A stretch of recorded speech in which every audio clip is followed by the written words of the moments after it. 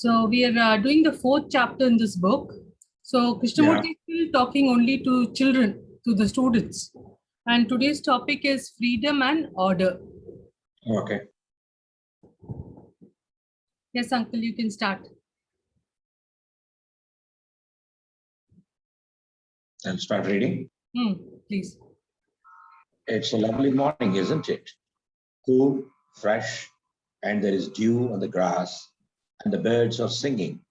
I hope you enjoyed this morning as much as I did, looking out of the window at the cloudless blue sky, the clear shadows, and the sparkling air, and all the birds, the trees, and the earth shouting with joy. I hope you listened. I would like this morning to talk about something that we all must understand. To understand something, one has to listen as you would listen to those birds. If you would hear that clear call, the song of the bird, you must listen very closely, very attentively. You must follow each note, follow each moment of the sound, see how deeply it goes and how far it reaches. And if you know how to listen, you learn a great deal. To listen is more important than anything else in life. To know how to listen, you have to be very attentive. If your mind, if your thoughts, if your heart is thinking about other things, feeling other things, you cannot listen to the birds. To listen, you have to give your whole attention. Next page. When you're watching a bird and or looking at the feathers, the colors, the beak, the size, and the lovely shape of the bird, then you are giving your heart, your mind, and body everything that you have to watch it. And then you are really part of that bird. You really enjoy it. So in the same way, this morning, please listen. Not that you must agree or disagree with what we are talking about, but just listen. Have you ever sat on the banks of a river and watched the water go by? You cannot do anything about the water. There is the clear water, the dead leaves, the branches. You see a dead animal go by and you're watching all that. You see the movement of the water, the clarity of the water, the swift current of the water, and the fullness of the water. But you cannot do anything.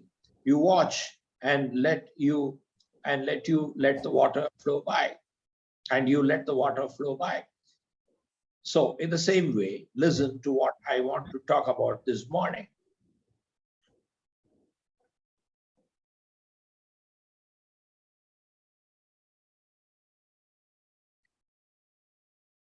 Freedom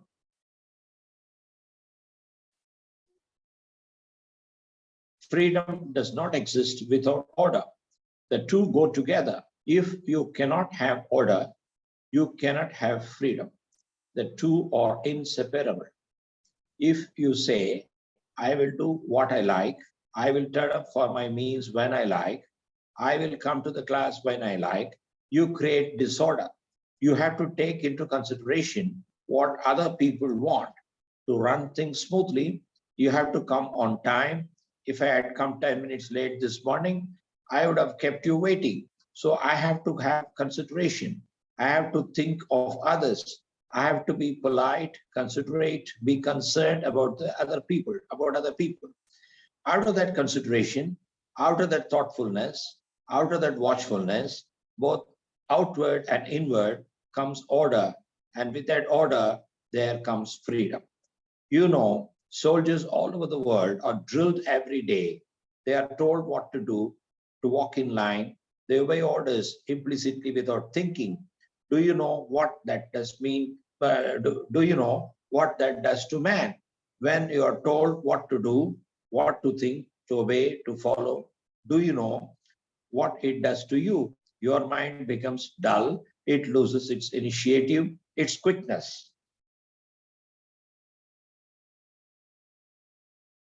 Next page. Just 1 minute. I'd just like to summarize up to now what we have done. So basically, if you look at what we did, starting with this, The topic is freedom and order. That is the topic. Now, before he starts talking about the topic, what he says is the way you look at nature, just looking at it without any thought coming in your mind, just observing it as it is. The same way, listen to me. Okay. So after describing that nature and natural scenery, he is saying the way you will see that, the same way you listen to me. Then he starts with the topic. So today's topic is freedom and order. So he says that freedom does not exist without order. Both are necessary. Because what is meant by order? What is disorder? Disorder is when you are causing some chaos, you are upsetting somebody, you are confusing somebody, you're confusing yourself. That is disorder. So, order is necessary for freedom because you cannot do something where other people are getting disturbed. Okay, so that is what he is saying. So, here in this page, he has mentioned that if I were to come late, for example, and had kept you all waiting, that would not be right. So I have the freedom to say what I want, but I have to come on time because that is, it would cause disorder if I want. So that is what he's saying. Okay, so next page, can I ask Bhuvana to read? I take 1 minute. When he says, Yes. you observe nature, I think he says you get totally involved in that observation without your mind getting distracted by this and that. So he says you watch the bird, the beauty, watch the water flow. He says it is a sort of a semi-meditation, I would say. You sit and watch all this, and you get merged with the bird, or you get as if you have the feeling of being part of the river. That is called total involvement without getting distraction. So that sort of attention when you give, you get this order. Your mind comes to order, and your mind, because of the order, it attains freedom. That's what I understood. Nice. Very nice explanation. Yes, Bhuvana, can you continue reading? This page you mean, Vimal? Yes. Yes. Yeah. So this external outward imposition of discipline makes the mind stupid. It makes you conform. It makes you imitate. But if you discipline yourself by watching, listening, being considerate, being very thoughtful, out of that watchfulness, that listening, that consideration for others, comes order. Too complex. Where there is order, there is always freedom. If you are shouting, talking, you cannot hear what others have to say. Very true. You can only hear clearly when you sit quietly, when you give your attention. Obvious, isn't it? So, nor can you have order if you are not free to watch, if you are not free to listen, if you are not free to be considerate. So this problem of freedom and order is one of the most difficult and urgent problems in life. It is a very complex problem. It needs to be thought over much more than mathematics, geography, or history. If you are not really free, you can never blossom. You can never be good. There can be no beauty. If the bird is not free, it cannot fly. If the seed is not free to blossom, to push out of earth, it cannot live. Yeah, very good. So the last part is clear, but in between, I don't think I could follow much. Manju, would you like to explain this or how you understood this page? You see, even I wish to read once silently because I want to understand it better before speaking. Can we do that? Can you hear me? Yes, yes, Yeah. we can hear you. Okay. I think what he emphasizes is that when he says the word attention, listen, he adds this, though he doesn't mention, it means total attention and total listening mode.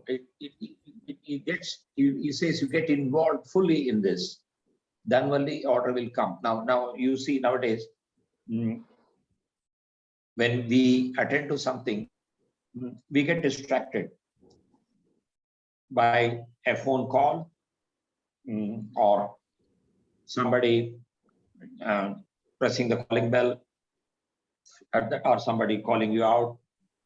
Your attention is a little distracted. With all the planning we do, there is a possibility of getting distracted.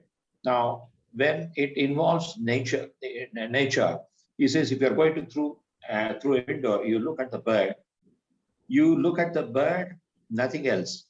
And he says you get merged with the bird. And unless you are free, you cannot fly. You get that freedom in that way. Similarly, the water of the river, you watch it, you can do nothing, but you watch it go by, you feel the flow is there. You feel as if you're one of, if you have put your foot in the river, that sort of feeling you get. That is total involvement without getting any distraction, which is very, very difficult nowadays, but we have to try. But he's telling the students especially that you watch the nature, and you set some order, like don't make others wait. No, wait. Follow some discipline. No, Bring no, that no, sir. order. It's Yeah, not. bring that order, and No, you get the freedom is something, freedom of the mind to think. No, wait, sir. Think Yes, positively. all that you said is correct, but the clue to the understanding this page is the first sentence here. This external outward imposition of discipline makes the mind stupid. It makes you conform, it makes you imitate. But if you discipline yourself by watching, listening, being considerate, being very thoughtful, out of that watchfulness, that listening, that consideration for others comes order. So what he's saying is, now if someone's always telling you what to do, what to think, how to behave, then you now have one voice coming from outside telling you what to do. Here you have your own thoughts and they are clashing with each other. There is no symmetry. Then you go along with whatever they are saying and you just dull your mind. You stop thinking. That is what frequently in most of our lives we do that. Okay. But on the other hand, if you really want to be free, then don't allow that clutter from outside to affect you, but from the inside, start watching the world outside. From the inside, develop your thoughts, your ideas, be considerate, be thoughtful, watch what's going on, really. Okay. Not with preconceived ideas of what others have told you before. From that free thinking, from that free space of your mind comes order, because then there is no conflict within you, because there's no someone telling you something and you wanting to do something else. That's why he compares it with the military. Where he mentions about the defense, the military. Where you are told, that's a set pattern. There's no time to think. You are told what to do and you obey it. So your mind becomes, you don't use your mind. Yes. Yeah. So Bhuvana, what were you saying? No. But what I meant to say was that, but I don't know. I'm still, I mean, a newcomer to this, to this meeting. So if there is a storm already in your mind, and you need not have some external force to tell you to do what and what not to do. But in spite of not having any external influence, even then you're not able to do anything on your own, because there is always a storm in your mind. So what do you do have to- about it? No. So basically, that's where you got to look at what is the cause of the storm. Is it a real storm, or is it a real problem? See, often Krishnamurti says, for example, there is one kind of fear where when there is a lion in front of you, you feel instant fear, you do something to run away to protect yourself. That is a right fear, logical fear. But Okay. there are a lot of psychological fears we have. Okay. Now, if there is a psychological fear, it's something of the future, something of the past, something which what people will say, all kinds of all those nonsense. So what he says is, look at your fear, ask yourself questions on why this fear came. Have I accepted certain notions of things? Is there something that which is sort of making me, which I'm taking on something which is not necessary for me to think about in that way. Things could happen in any other way. So I am imagining a future. So question your fears. So in this way, when you say there is a storm going on, the storm is some kind of a turbulence, some kind of a conflict. Now you have to observe your conflict, not be conflicted with the conflict. Let the conflict be there. Don't say, now here I am and here is the conflict. No, don't divide yourself into two pieces, but be in that conflict. Observe the parts of the conflict. Which parts of it really bother you? How does it affect you? Is there a way you can resolve it? All that you have to work on. So that is, but where does freedom come in that? Freedom comes in that is when you are free to make your choices in that conflict. No one is telling you in that conflict that, Bhuvana, this is your, when you resolve the conflict, this should be the result. Then you're not free.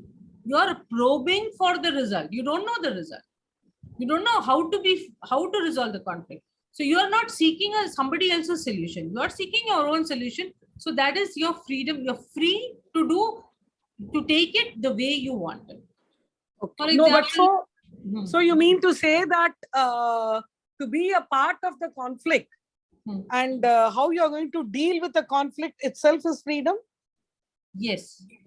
How you're dealing with the conflict without, supposing now, for example, I have a relative with whom, many family members have had a problem, but nobody cut them off. But one particular aunt of mine started the process of cutting off that family by not sharing some happy news. Then others started getting courage that, okay, we can cut them off. See, she thought originally, she said, I don't want them in my life anymore. Every time they bring us unhappiness. So I don't want it. And let it be very clear. Her strength gave us all strength. So very often, thinking originally of a solution, even if others don't like it, or somebody, what will society say, what will somebody else say, all these conflicts confuse us, and then the problem remains where it is. But every problem, so Krishnamurti very famously said, don't make a problem of anything, solve it and live freely. It's not like you live with all these contradictions. Okay, But let's you continue. need, Yeah, but, because but then you need to, yes. yeah, but you need to reach that level of enlightenment to deal with such No, situations, isn't it? No, he just talks about being intelligent. Only intelligence, pure intelligence, logical thinking, rational thinking, sane thinking. That's all. Face things Okay. with sanity. What is the same thing? No, observe your life. Observe your life in the context of other people's lives. See the situation as it is as an observer, but without dividing yourself into. That's one thing he always says is, don't divide yourself into two and have conflict within yourself. See your whole life as it is. So yeah, I would request Manju to read. Okay. Okay, shall I start from everything then? Yeah. Everything must have freedom, including man. Human beings are frightened of freedom. They do not want freedom. Birds, rivers, trees all demand freedom, and man must demand it too. Not in half measures, but completely.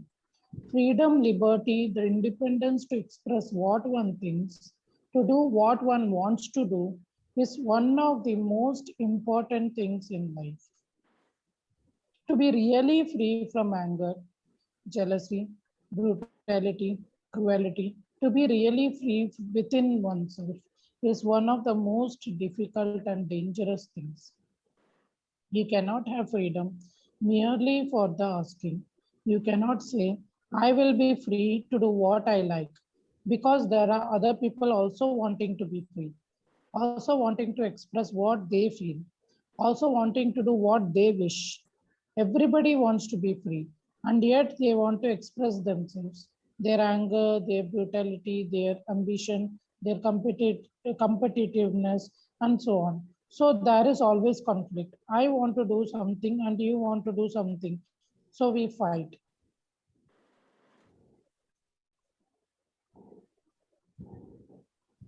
Should we read more?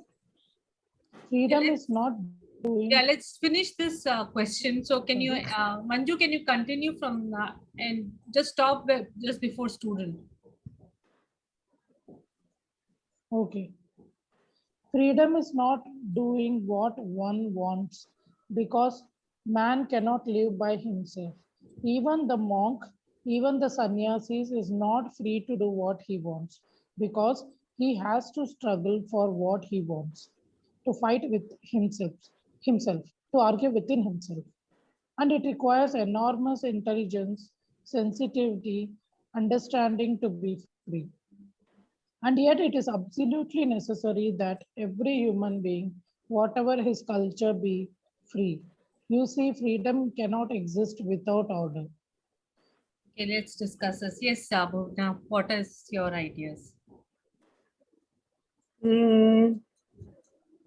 No, I don't. I mean, I don't get anything. I'm blank.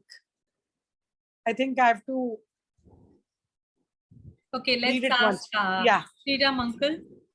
Yeah, you see, he's saying you cannot say I'll be free to do what I like. You know, this we all know this. We can't say I will be free to do what I like, because in the previous paragraph that is there, previous page, that you have to conform to certain order, like maintaining time, giving consideration for others. You have to be thoughtful, watchful, listen, all those things. So when it comes to that, we can't do this sort of shouting, talking, what others, not hearing what others say. So that doesn't bring it any discipline. So we have to bring in a self-imposed discipline. That's what he calls it, order. Once you do that, then you will be it is equivalent to saying that I will not be doing, I will not be free to do what I like.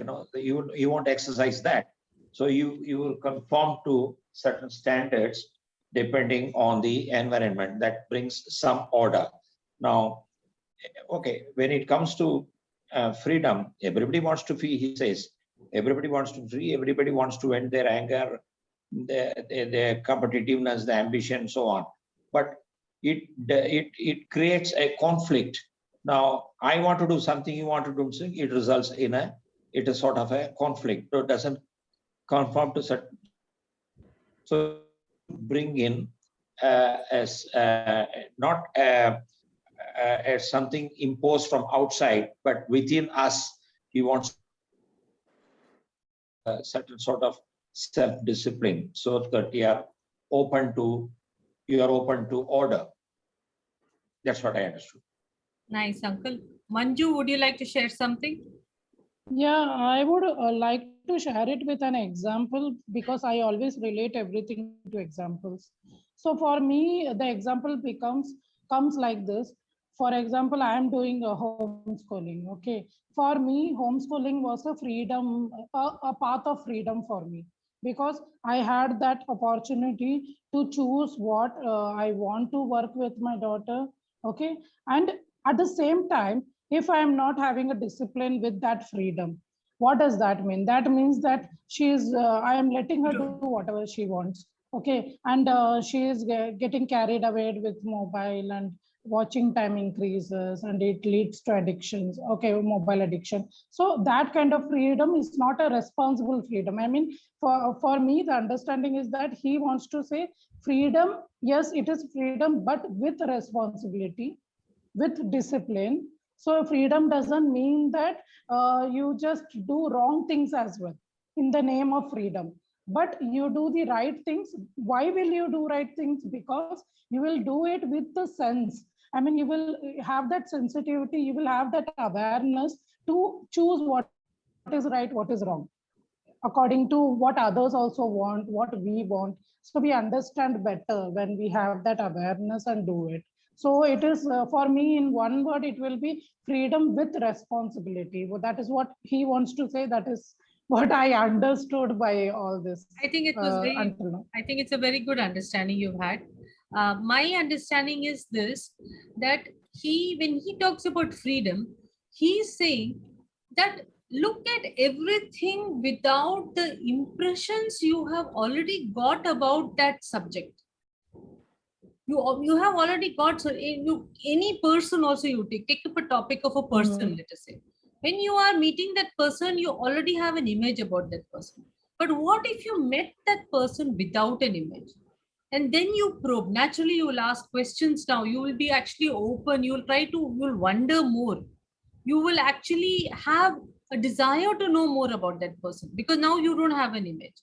So that is what he means, according to me, by freedom. But that is in every area of our understanding, our thought. If we open ourselves to re-understanding it or looking at it with fresh eyes, freeing ourselves from all whatever we already learned or been taught or worked out, and looking at it anew. So in a way, every day or every moment or every time we meet somebody or we face a situation, we face it in a new manner. That is for me real freedom. In that way, like if you look at it, we are chained by our conditioning, our thoughts, our traditions. This is what we must do, this is what we should do. This is when we break away from that, that sense is that now we have to create a new pattern. But that pattern has to have an order. It has to be logical and rational. It cannot be just in a, like Manju said, irresponsible. So okay, now uncle, would you please take this question and answer, and then next page also will continue with you, sir.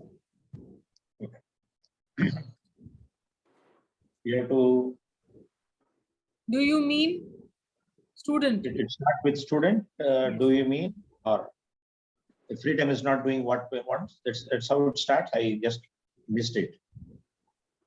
I have to read from the beginning. Freedom is not doing. No. That is finished, sir. Start from Finished, student. okay. It's a student. Okay. Do you mean that to be free, there should be no discipline? Krishnamurti, I carefully explained that you cannot have freedom without order, and order is discipline. I do not like to use the word discipline because it is laden with all kinds of meaning.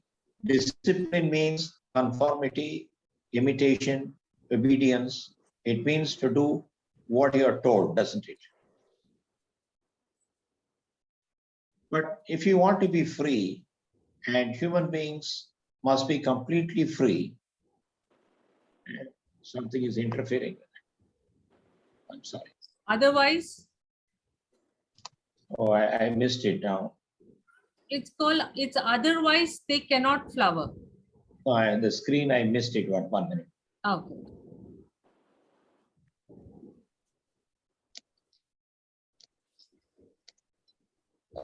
Oh. What happened, uncle? I missed the script. Now only my picture is appearing. I missed the script. I touched something and. All right, uncle, don't worry. We don't have much time. Let me read it. But if you want to be free, and human beings must be completely free, otherwise they cannot flower. Otherwise they cannot be real human beings. You have to find out for yourself what it is to be orderly, what it is to be punctual, kind, generous, unafraid. The discovery of all that is discipline. This brings about order. To To find out, you have to examine, and to examine, you must be free.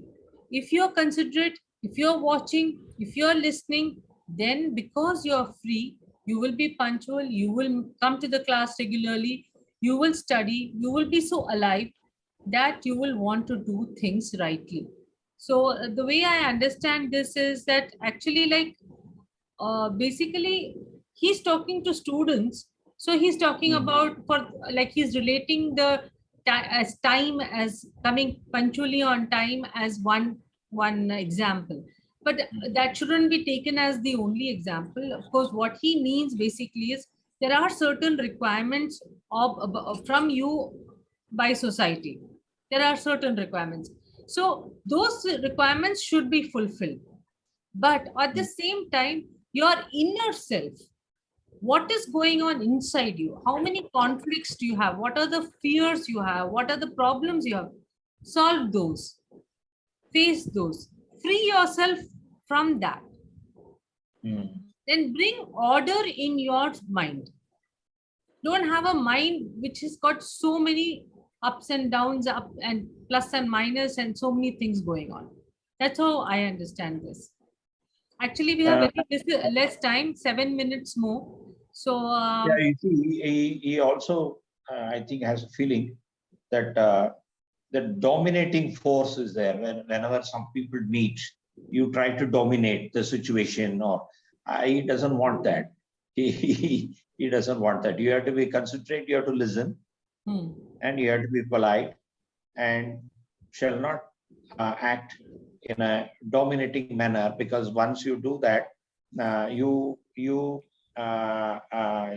what you call, you don't come under certain discipline, and you're imposing your thoughts on others, which he doesn't want. You have to bring in that so he doesn't want anybody to dominate any situation. yes. That's very clear. From he doesn't use the word, but it's very clear. And also, And in fact, he that is the doesn't. scheme we use in these, when we study Krishnamurti, that is the scheme we use. No, Yeah. like, I am not trying to impose my understanding on you. You don't need to impose your understanding on me. You try to understand it in your way. I like try to understand my way. I am sharing my understanding with you. You are sharing your understanding with me. That's all. We know both need to not accept that your understanding is correct. You don't have to. You just listen. That's all. Yeah, he So, says that earlier paragraphs, one of the paragraphs, he says, just listen. Doesn't mean you have to agree or disagree. Just listen. He uses the word very clearly. Yes. yes. Bhuvana, can you continue this question and answer? Yeah. You say freedom is very dangerous to man. Why is it so? Why is freedom so? Krishnamurti, why is freedom dangerous? You know what society is. So, but what I feel is that with freedom comes a responsibility. I mean, to a certain extent, I believe in this thought. The more you are given freedom,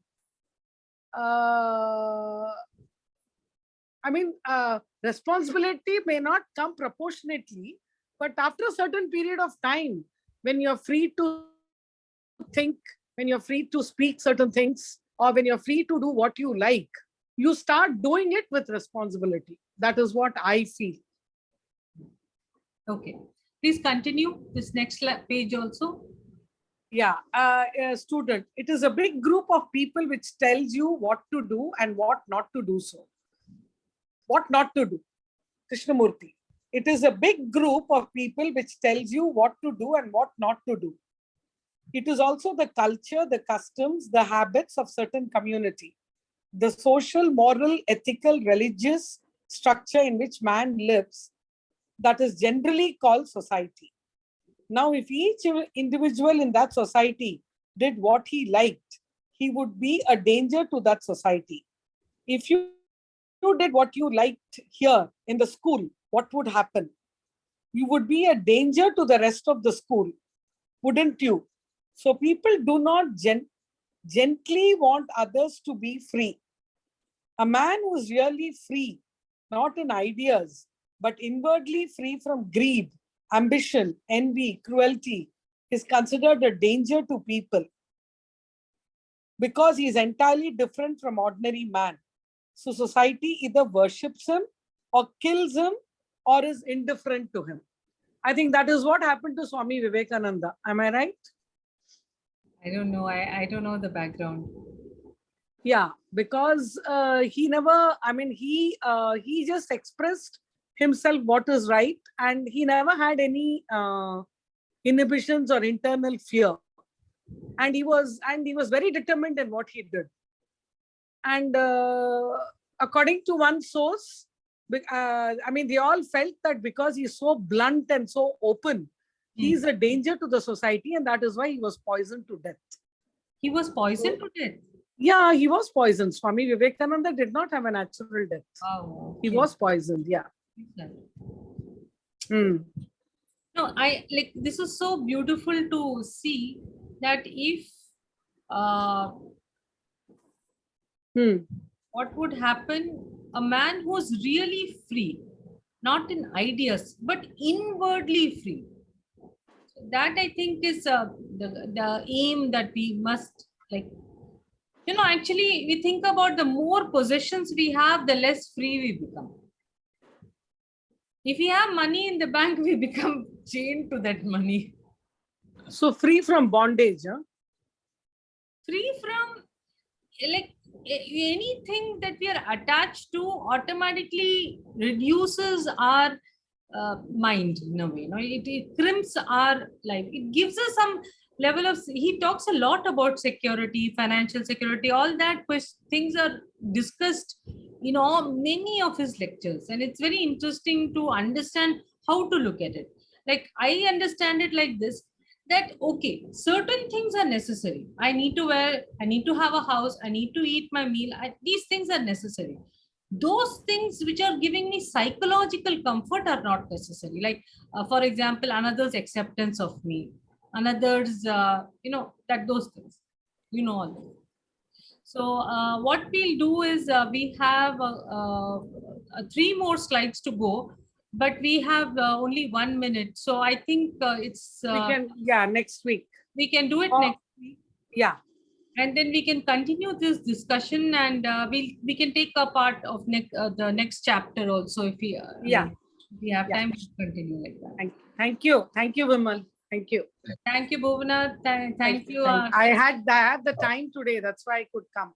So I Nice. think from next Saturday, I'll be regular. I should make myself free. So No, that is my also freedom. try and read Krishnamurti. I mean, anywhere there are a lot of online resources and things. Yeah, So yeah. try and read. Then once you start understanding his language and what he's trying to say, it's all very simple. People Yeah, say yeah. Krishnamurti is difficult, but according to me, Krishnamurti is easy to understand. It's not difficult. But it becomes difficult if one doesn't understand the context of what he's saying. He's always talking in context to the people, to which group he's talking. Now here he's talking to children, so he takes those examples. In Yeah. India, he will talk